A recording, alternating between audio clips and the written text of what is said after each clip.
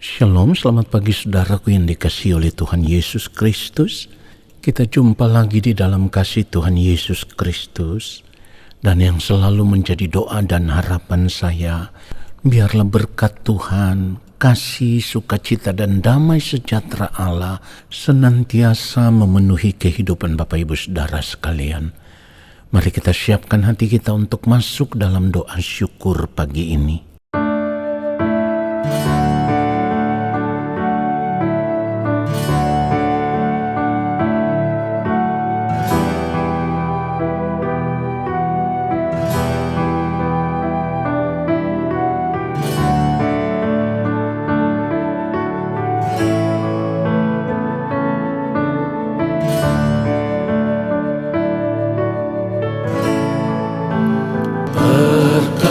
Perkenankan hamba-Mu, ya Bapa, masuk dalam hadirat-Mu yang kudus. Perkenankan hamba-Mu, ya Yesus, sujud menyembah dalam kekudusan.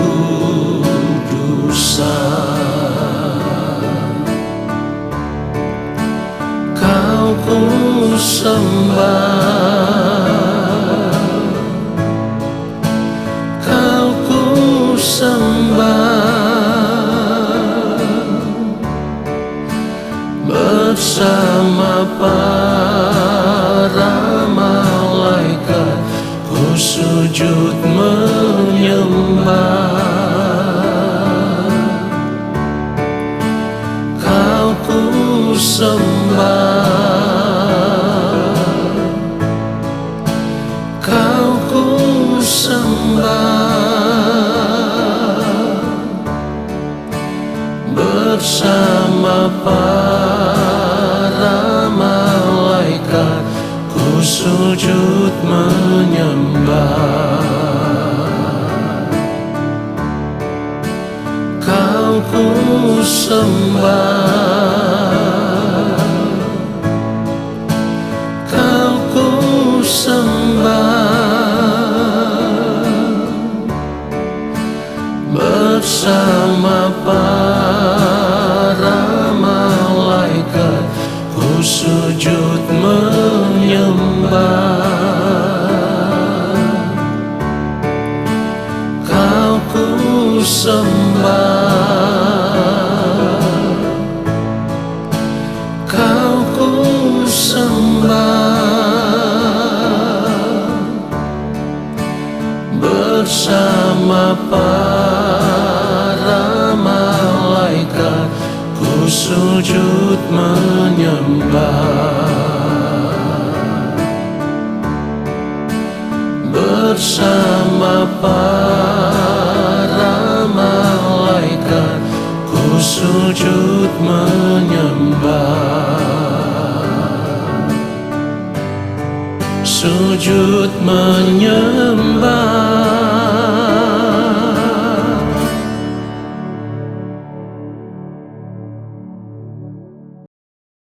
Mari kita berdoa. Allah Bapa yang Maha Kudus, Allah yang Maha Agung, Allah yang Maha Mulia, kembali saat ini kami ada di hadapan-Mu ya Allah. Kami mau duduk diam di kaki-Mu ya Tuhan, duduk diam di dalam hadirat-Mu, dan kami mau menanti-nantikan Engkau berbicara bagi kami, menyampaikan isi hati-Mu kepada kami lewat setiap kebenaran firman yang akan kami dengar. Allah Roh Kudus, urapilah kami, berikanlah kepada kami hikmat untuk dapat mengerti akan kebenaran firman Tuhan ini seperti yang Bapa kehendaki. Lalu kami mau berjuang di sepanjang hari hidup kami untuk hidup melakukan apa yang menjadi kehendak-Mu ya Allah. Urapilah hamba-Mu untuk menyampaikan akan kebenaran firman-Mu ya Bapa, supaya firman yang kami terima saat ini, itulah yang memberkati hidup kami. Ampuni kami, sucikan dan kuduskanlah kehidupan kami ya Bapa, dari semua ketidaktepatan hidup yang kami lakukan, supaya saat ini kami ada dalam keadaan berkenan di hadapan Bapa. Di dalam nama Tuhan Yesus Kristus kami berdoa. Amin. Saudara yang dikasihi oleh Tuhan Yesus Kristus, ketika kita sudah ditebus, ketika kita sudah dibenarkan di dalam Tuhan Yesus Kristus, ya, sebagai orang percaya, kita harus benar-benar menyadari bahwa dunia ini bukan tempat tinggal kita yang sesungguhnya. Sebab ketika kita berada di dalam Kristus Yesus, tempat tinggal kita yang sesungguhnya, kewargaan kita yang sesungguhnya itu ada di dalam kerajaan sorga. Tetapi persoalannya adalah selama kita ada di dunia ini, kita harus tetap hidup di dalam kebenaran Allah. Kita harus tetap tinggal di dalam kebenaran Allah. Filipi pasal yang ketiga ayat 20, Filipi pasal yang ketiga ayat 20, firman Tuhan katakan, karena kewargaan kita adalah di dalam sorga, dan dari situ juga kita menantikan Tuhan Yesus Kristus sebagai juru selamat. Jadi kita harus menyadari bahwa masa hidup kita di dunia ini merupakan masa penantian. Kita sedang menantikan kedatangan Tuhan Yesus Kristus. Tuhan Yesus akan datang sebagai juru selamat, di mana Ia akan menyelamatkan setiap orang yang ditemukan hidup sesuai dengan kehendak Allah Bapa di sorga, atau hidup takut akan Tuhan, mengasihi Tuhan, dan setiap hari hanya hidup melakukan kehendak Bapa di sorga.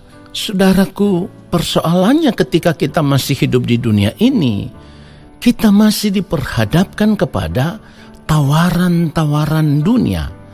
Atau dengan kata lain, ketika kita ada di dunia ini, iblis sedang menawarkan kepada kita tawaran-tawaran yang bisa memikat hati kita, ya. Tawaran-tawaran yang menarik dan itu bisa merangsang, ya. Merangsang keinginan hati kita, hawa nafsu diri kita, supaya kita bisa hidup untuk menikmati setiap tawaran-tawaran dunia ini.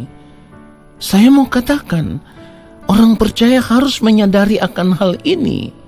Jangan sampai ketika kita sedang menanti-nantikan Tuhan, kita terbuai dengan tawaran-tawaran dunia ini, atau kita terbuai dengan tawaran iblis, pada akhirnya akan membuat kita tidak lagi hidup di dalam kebenaran Allah.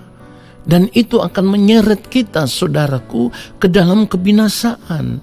Nah, kita harus ingat bahwa dunia ini bukan tempat kita yang sesungguhnya.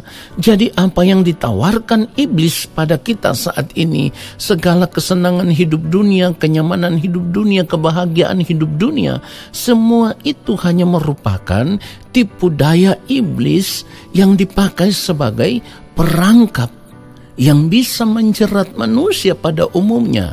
Dan ingat baik, termasuk di dalamnya ada begitu banyak orang percaya, orang Kristen atau anak-anak Tuhan yang juga terjerat oleh perangkap iblis. Karena mereka ingin menikmati dunia ini dengan segala kesenangannya. Saudara yang dikasihi oleh Tuhan Yesus Kristus, kita harus menyadari akan hal ini. Sebab hal ini bukan hal yang baru, saudaraku. Iblis sudah memakai metode yang sama, cara yang sama, di mana jauh sebelum kita ada di dunia ini, saudaraku, iblis sudah mencoba menawarkan hal yang sama kepada yang mulia Tuhan Yesus Kristus. Kalau kita melihat kebenaran firman Tuhan, Lukas pasal yang keempat, mari kita baca mulai ayatnya yang kelima.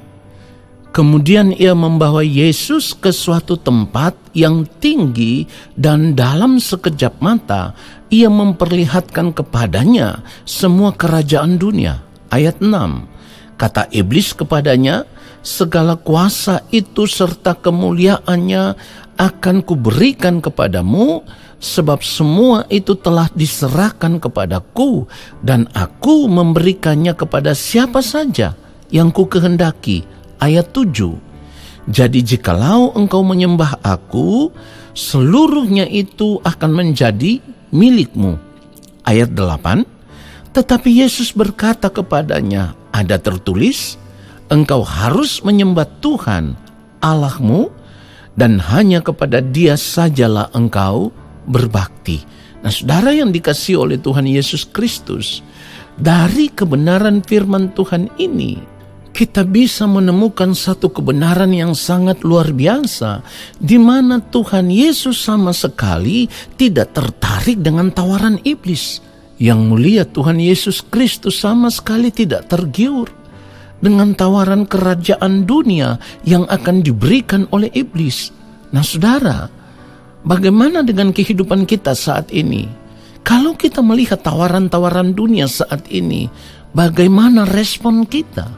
Seringkali kita harus jujur, kita lebih tertarik untuk menikmati tawaran-tawaran dunia saat ini.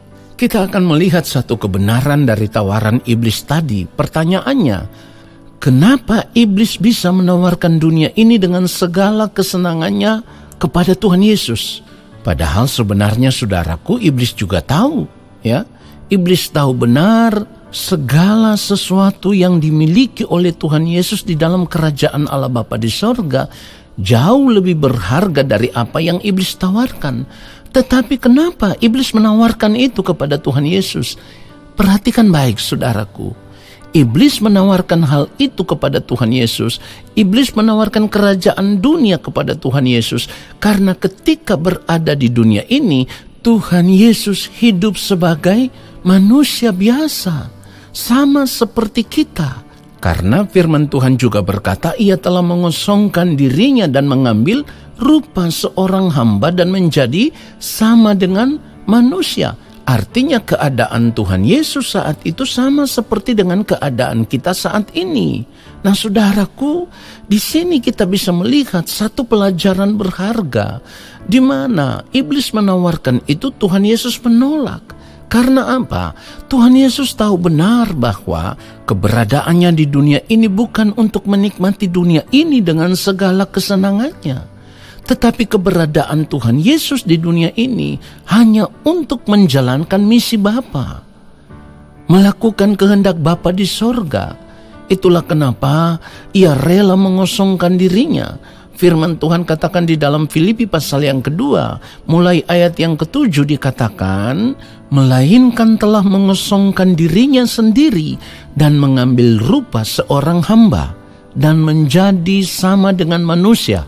Ayat 8, dan dalam keadaan sebagai manusia, perhatikan itu, saya ulang sekali lagi, dalam keadaan sebagai manusia, ia telah merendahkan dirinya dan taat sampai mati, bahkan sampai mati di kayu salib. Nah, oleh sebab itu sebagai orang percaya, ketika kita tahu bahwa di dalam Kristus kita sudah ditebus, kita sudah dibenarkan, sekarang ini tugas kita, tanggung jawab kita adalah tetap tinggal di dalam kebenaran, tetap melakukan kehendak Allah Bapa setiap hari, saudaraku. Hanya itu, hanya untuk itu kita hidup di dunia ini. Dan kita harus menyadari akan hal ini, bahwa masa hidup kita di dunia ini adalah masa penantian, di mana kita sedang menantikan kedatangan yang mulia Tuhan Yesus Kristus untuk menjemput semua orang percaya yang ditemukan hidupnya benar di hadapan Allah Bapa di sorga. Ingat janji Tuhan? Kita baca lagi Yohanes 14. Kita baca ayat yang kedua dan ayat yang ketiga. Di rumah Bapakku banyak tempat tinggal. Jika tidak demikian, tentu aku mengatakannya kepadamu. Sebab aku pergi ke situ untuk menyediakan tempat bagimu. Ayat yang ketiga, dan apabila aku telah pergi ke situ dan telah menyediakan tempat bagimu, aku akan datang kembali dan membawa kamu ke tempatku, supaya di tempat di mana aku berada, kamu pun berada. Ini janji Tuhan. Sekarang saudara mau pilih yang mana? Apakah kita mau memilih tawaran iblis untuk menikmati dunia ini dengan segala kesenangannya hanya 70 tahun? Atau kita mau memilih menanti janji Tuhan bahwa Tuhan Yesus akan datang kembali dan membawa kita ke tempat di mana Ia berada, di dalam rumah Bapa, sebab di sanalah kewargaan kita yang sesungguhnya, di dalam kerajaan sorga. Kiranya kebenaran ini membuat kita bisa mengambil keputusan yang tepat. Memilih tawaran iblis artinya pada akhirnya ketika kita berada di balik kematian, kita akan terbuang ke dalam kebinasaan kekal. Tetapi jika kita menantikan Tuhan, tetap hidup dalam kebenaran, tetap hidup melakukan kehendak Allah Bapa di sorga, maka ketika berada di balik kematian, kita diterima di dalam rumah Bapa di sorga.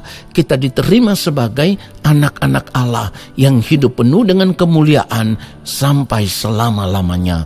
Tuhan Yesus memberkati kita semua. Haleluya. Amin. Saudara, mari kita angkat tangan di hadapan Bapa dan kiranya Bapa di surga menurunkan tangannya dan memberkati kita semua.